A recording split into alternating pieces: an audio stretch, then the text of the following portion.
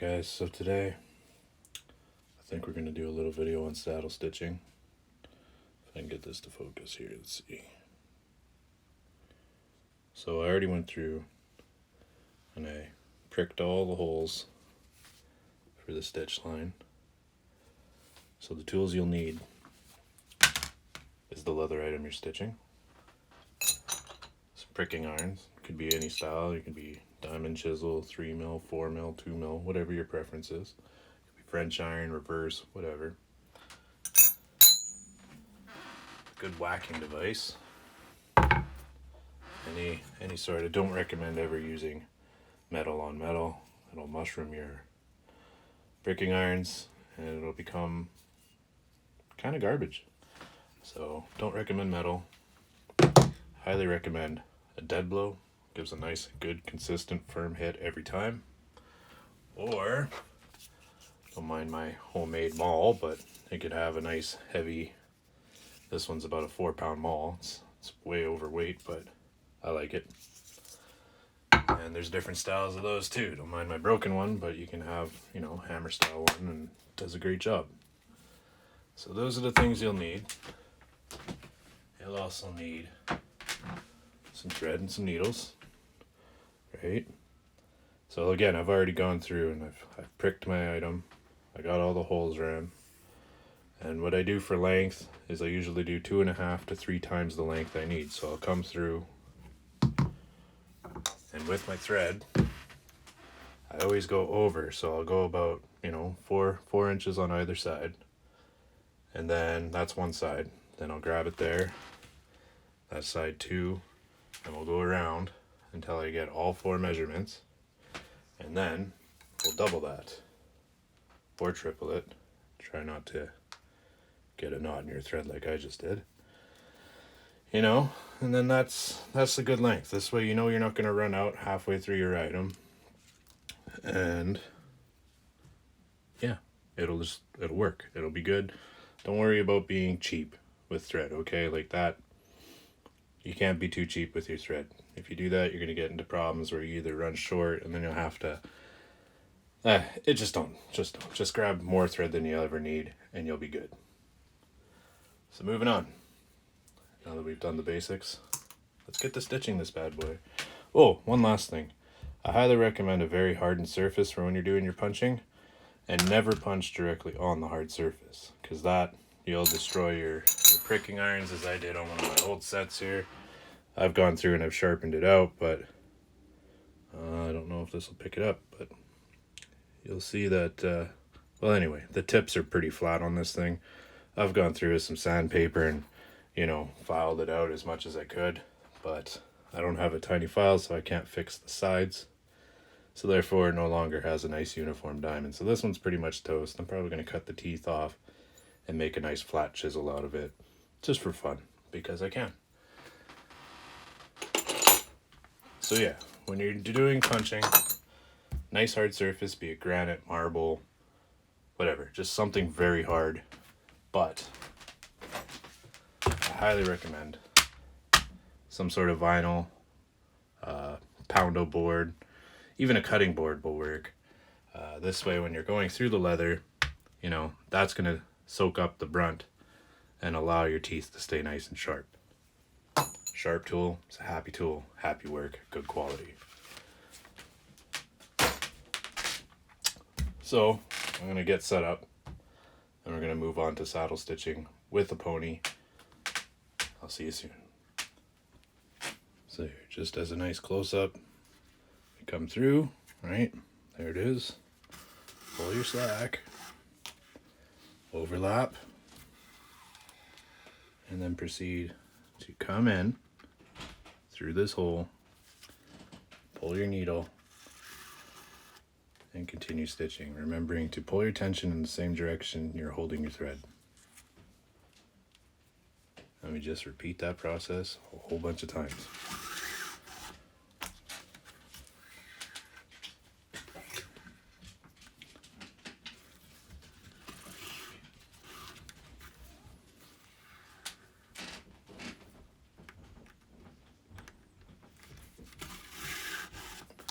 I'll probably montage this next section because watching this in real time, probably a little bit daunting. I mean, pulling the threads, oh, see?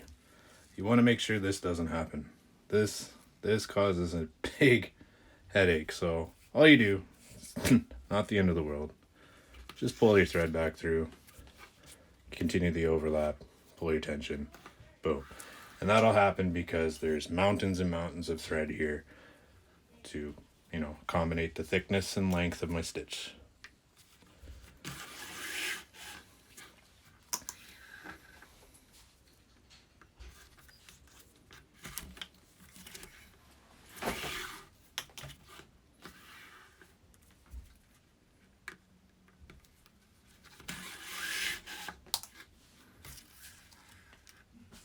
Oops.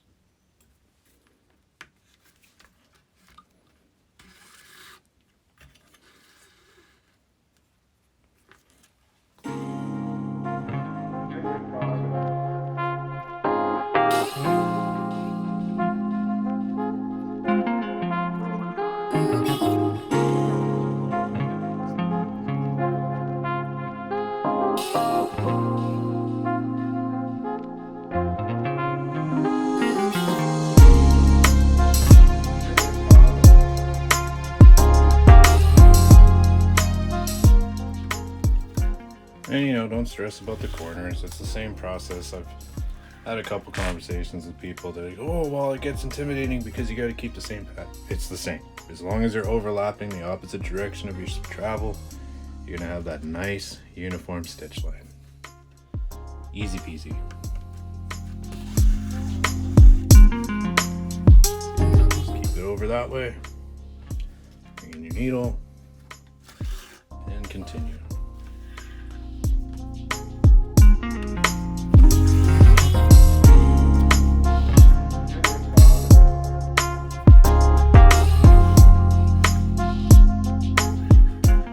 Thing I might change is instead of pulling exactly this way, I'll start pulling this way once I get a little more sideways, and then I'll turn the wallet and we'll be back to normal.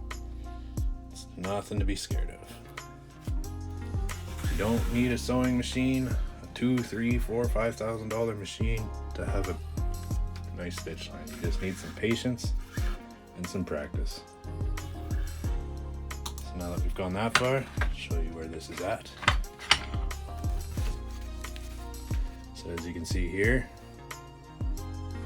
we're starting to get that really nice even stitch line. It's all sitting on an angle. Here, I'll move this out of the way so we get a bit of a better outlook on this. So you can see every stitch line. Let's see here. There we go. Every stitch line slanting the same way. It's got a nice even tension. The holes are still open.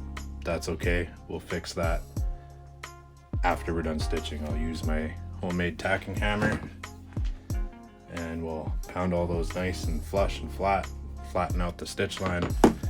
It'll look absolutely mint. So yeah, we'll continue on and I'll speed up this process once we get towards the end. I'll show you how we take care of that.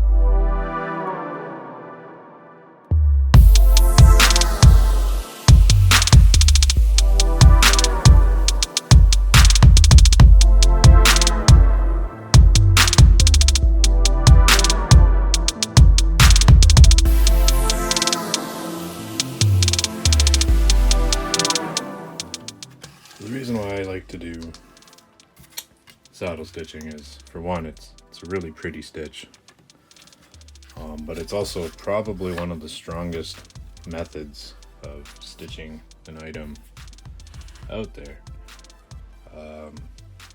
because the nice thing is with the saddle stitch is you can break a thread and it will not pull. it's stuck there. Like it's not going to pull. It's not going to keep ripping out like, you know, when you buy a t-shirt from the store and you pull that one thread and then the next one starts going and the next one and so on and so on. Well, that won't happen with a saddle stitch. Once it's in there, it's locked in there. And again, it's a really tough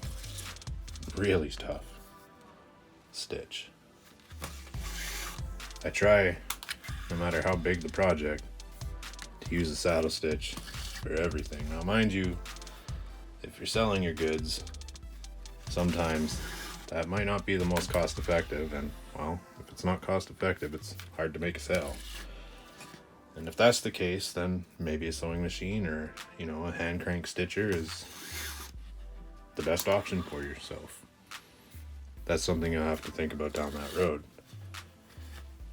For myself, I have a machine. I almost barely use the thing. Actually, I've got a few machines now, and I barely use them as of right now. I do have some pretty big projects coming, but that's down the road.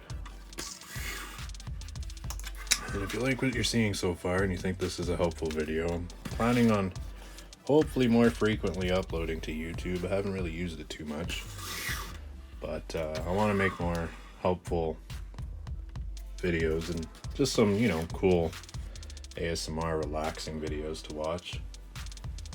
And you know, so like, comment what you think about this one, and remember to hit that subscribe button. Helps me out a lot, keeps the fire burning to put out more content, and means you're a really cool person. Anyway, let's get back to this stitching.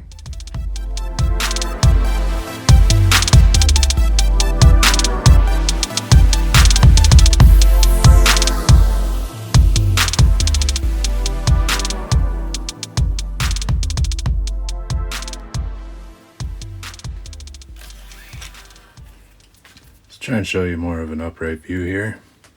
So again, I come through this hole. That's the next one following the thread here, right? I come through, pull the slack, overlap, grab the other piece, and where it just came through, I'm gonna make sure is to not catch that thread, and then pull it through, tension. Come to the next hole. Again, we pull it through, remove the slack, overlap, and bring the next one through that same hole. And you just repeat that process over and over and over again. Easy peasy.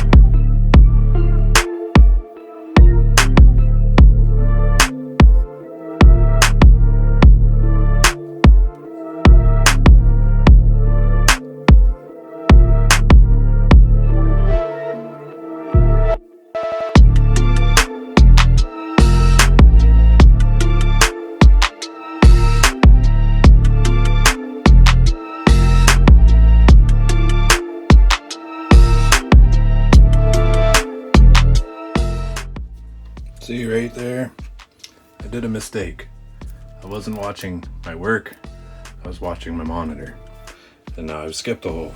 But again, that's no scare. What I like to do when I accidentally jump a hole is I pull my thread to one side and I make sure I bring my needle back through just on the opposite side of that diamond hole. This way I know I'm not going to catch my thread. Pull through, voila. All damage has now been, what's the word? Fixed. So there you go.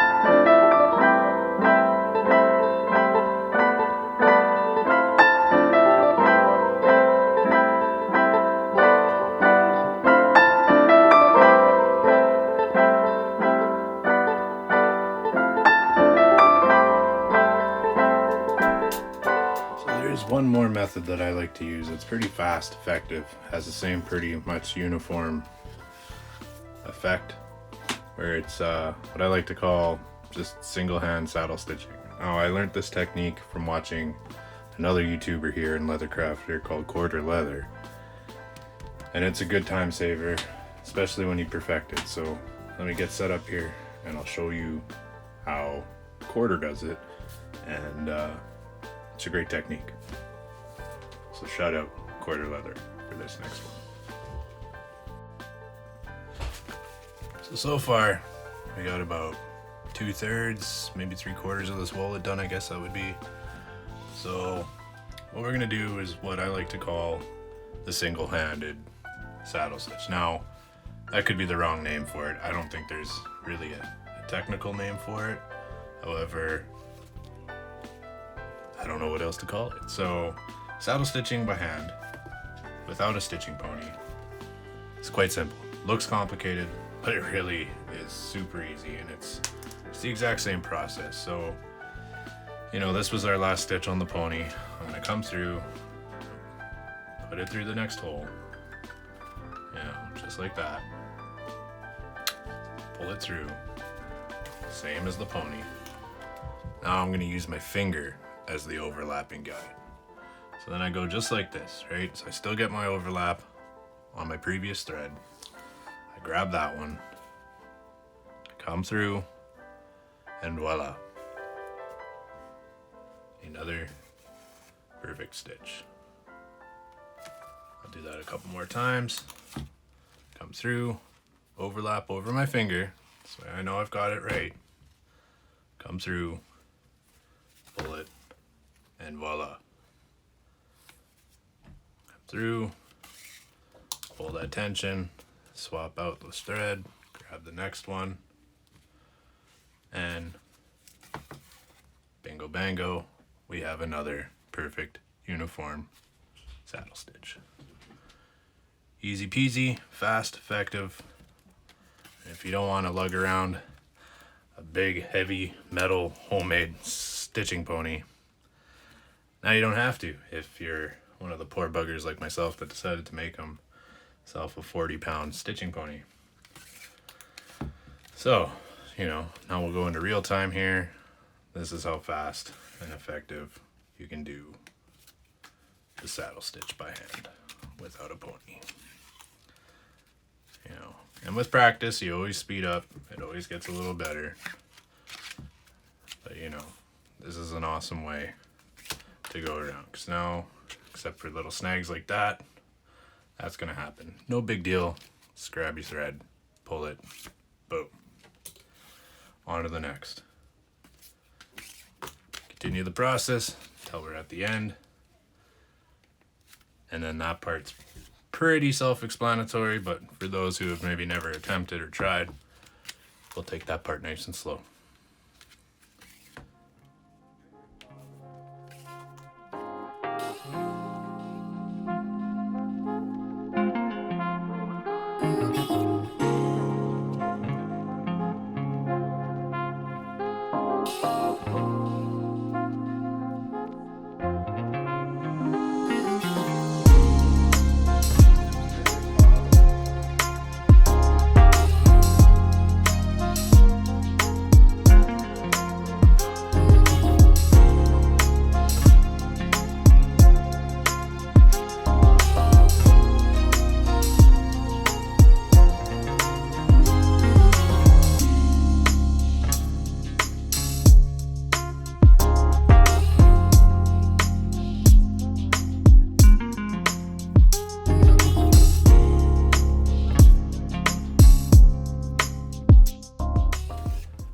I think you've seen enough. We're gonna cut forward to the end part.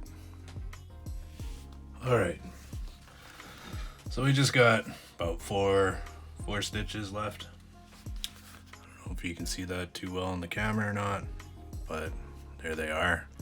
So I'm gonna proceed all the way to this final stitch, ending with the first stitch that we started with. That's the last one I'm gonna go through. And then I'm gonna do a triple back stitch. It's gonna look great, super easy. The way I like to do them is, again, I'm just continuing with the hand method here because I really don't want to set up that stitching pony again. You know, come through, overlap. I also find doing it this method that I can control the tension using this finger when I overlap. So when I come over with this thread, you know, I'm gonna keep it just tight, not sinking it into my finger, but just snug. And then when I grab it with this finger, that puts that perfect amount of tension. And with practice, you'll get the feel of that tension that you're looking for. And then, you know, proceed that way. And maybe this method doesn't work for everybody. I'm, like I say, I'm no professional. I'm a highly trained unprofessional. So now that we're coming up on those final stitches here, what I like to do to try and get a more uniform double stitch is I'll come through, right? That's the final stitch right there. So now what I'm gonna do is I'm gonna switch the side that I'm tensioning on. I'm going to come from the bottom of this hole and try to poke to the top of this hole, and I'm going to try and push the needle to the bottom, reminding not to catch. I don't know how well you can see that, but try not to catch that thread, because if you do, it just doesn't look so good sometimes, and that's just no good. So then you're going to pull it through, and now I'm switching my overlap. And again, I'm going to go bottom to top, making sure not to stab through the thread. This is the part that's kind of finicky. Pull through and continue the process until you get your desired amount of lock stitches. See, but I find doing that method, you get a pretty nice overlap. Like this one's a little bit off center of the next line, but this one's perfect. You know, it's got this beautiful, almost invisible double stitch. And we go bottom to top. And this will be the last and final lock stitch. And then bottom, top to bottom. Whoop, I see I caught the thread there just a little bit. All you do, pull out, reset your needle, and you are good to go. So, now that we got our threads all back stitched and ready, I like to grab my handy dandy sewing scissors here. And all I do is I cut approximately 1/8 of an inch of the thread. And now this is where many people have many different methods of doing this. Some people will use a hot pin, and they'll melt the thread all the way into the hole so you can't really see it. Others will use a lighter and melt it and, you know, flatten it out with your finger. Or they also have, where is it here? This fancy little guy. But mine's dead right now because the thread zapper, this thing rips through batteries like no tomorrow. It's crazy. I get about maybe 5 to 10 uses at the most, and then it's daunting to use because you're just sitting there forever waiting for it to get hot enough to melt your thread down. But this tool does a super nice clean job. You know what? I'm gonna go grab a battery and we will use this one. All right, let's put a fresh battery in it. We're ready to go. And I'll show you just a quick little example of how this thing works. There it is. You just push the button. It gets nice and red hot. Don't burn yourself, but that thing does a phenomenal job of melting the thread. All you're gonna do, see if I can get a good view here, is do it this way. Hopefully you can see that. And all you do is just melt down the thread. Don't breathe in that smoke. It is definitely Not good. And then all you do is press it down and you get a nice clean little stitch line there. I'll do it again on this one.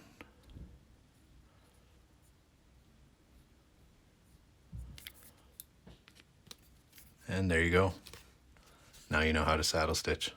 Congratulations. Then the one last thing I like to do, as we discussed earlier. And what do you think of this dye job? I mean, that is a beautiful dye job. I'm so happy with the results on this one. Take something nice, stir firm, and you just